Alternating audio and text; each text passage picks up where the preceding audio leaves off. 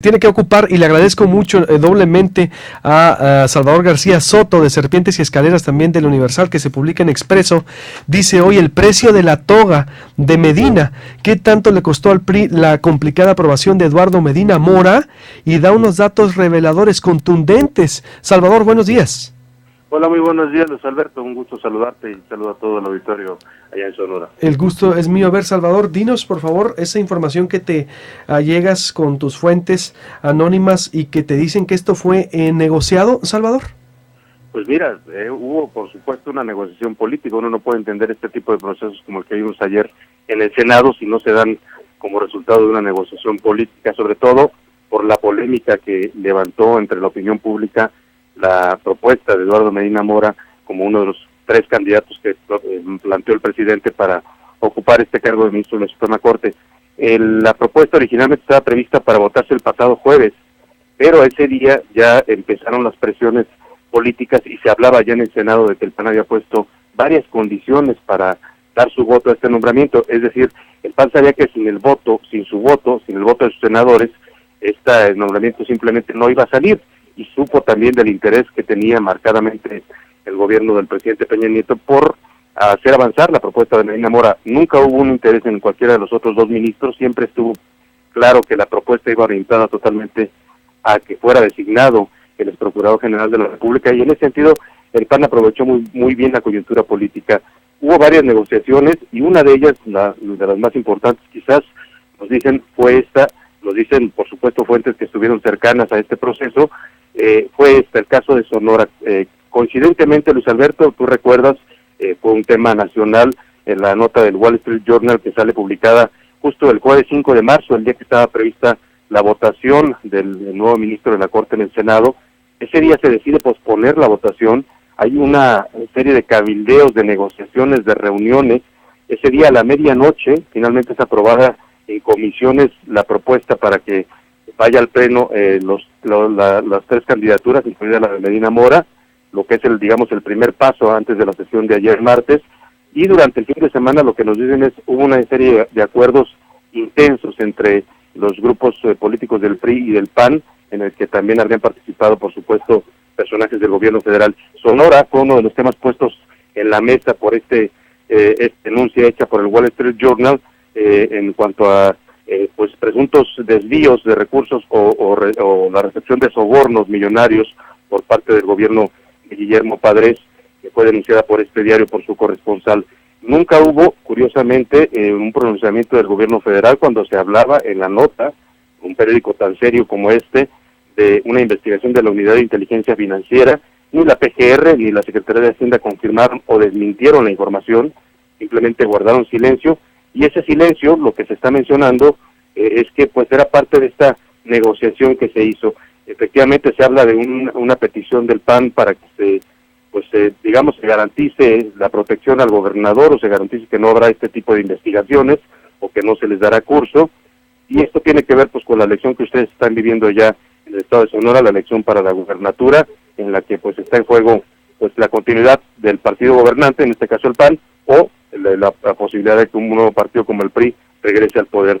Eso es lo que está de por medio, Luis Alberto, y es lo que se está comentando que fue una de las negociaciones hechas, por supuesto, en privado.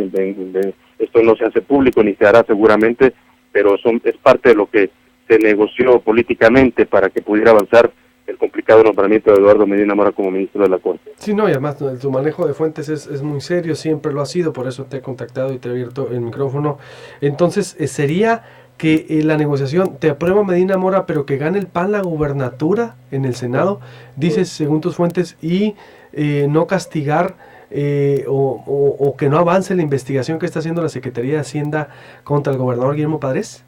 Pues eso es lo que se menciona que fue lo que se negoció. Por un lado, la impunidad a este tipo de denuncias que han estado surgiendo, que no son nuevas, que tienen tiempo surgiendo en el Estado y documentándose, y en este caso, si uno revisa la nota del Wall Street Journal, hablaba de documentos, no era ni siquiera una versión, no era una filtración, hablaba de documentos que revisó el corresponsal y que hablaban de estas transferencias, da datos específicos de las transferencias de recursos que fueron depositados a cuentas bancarias, con fechas y con detalles que difícilmente un periódico de esta magnitud, un periódico con este prestigio se atrevería a revelar si no tiene, por supuesto, un sustento, digamos, documental. Sí se habló, por supuesto, del tema de Guillermo Padres y de todas estas denuncias que han rondado a su administración, y también se habló de las elecciones, por supuesto, que es uno de los temas que estará presente. No es la primera vez, ni sería la primera vez que en México se planteara este esquema. Hay que recordar las concertaciones que se han dado históricamente desde Carlos Salinas entre el PRI y el PAN, la negociación de la gubernatura de Guanajuato. Más recientemente está el caso de la gubernatura de Baja California, donde también se habló de una negociación política que al parecer se confirmó con los resultados de la elección y con la actitud que tomó después el PRI. Es decir, Sonora es un estado es de un gran interés en este momento políticamente, sobre todo para el PAN. Es de los pocos estados en los que tiene posibilidades de ganar el próximo 7 de junio. Y me parece que bien valdría una negociación en ese sentido política como la que se realizó en el Senado. Muy bien, pues te agradezco mucho, Salvador, y vamos a estar muy al pendiente de lo que suceda con esta, negociaciones que se manejan a nivel nacional. Exacto, y es lo que yo decía ahorita, el arte de la política sí ha sido en México, ¿no, Salvador? Es decir, dime qué negociamos para que la cobija alcance y nos proteja a todos, es decir, qué recursos das, qué casos no proceden, es decir, es la forma de actuar, ¿no?, de la élite política.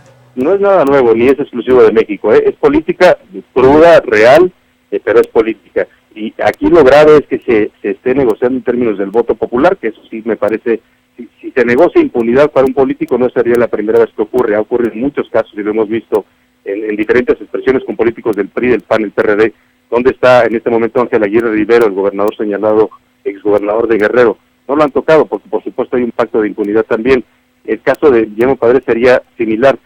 Lo grave aquí sería que se esté negociando, se esté concertacionando el voto popular, y eso lo vamos a ver al tiempo. Por eso decía yo, hay que esperar a cuáles son los resultados. Por lo pronto, si uno ve ciertas columnas, ciertos mensajes que empiezan a surgir, incluso desde acá, desde la Ciudad de México, se habla de que la candidata del PRI, Claudia Pavlovich, no está levantando, se habla de que está cayendo en las encuestas. Es decir, hay mensajes que apuntarían en la dirección de que se está tratando de encaminar esta elección hacia un triunfo del PAN. Habrá que ver qué decide la gente en Sonora. Finalmente, el voto es de la gente y la gente es la que decide, por más que los políticos negocien en lo oscurito como nos tienen acostumbrados y como es parte de sus prácticas. Muy bien, te agradezco mucho, Salvador, contundente la información. Gracias, Luis Alberto, un abrazo y un saludo a todos los sonorenses. Igualmente, Salvador García Soto de Servientes y Escaleras, hoy el artículo de Expreso y que a nivel nacional se exhibe también en el Universal.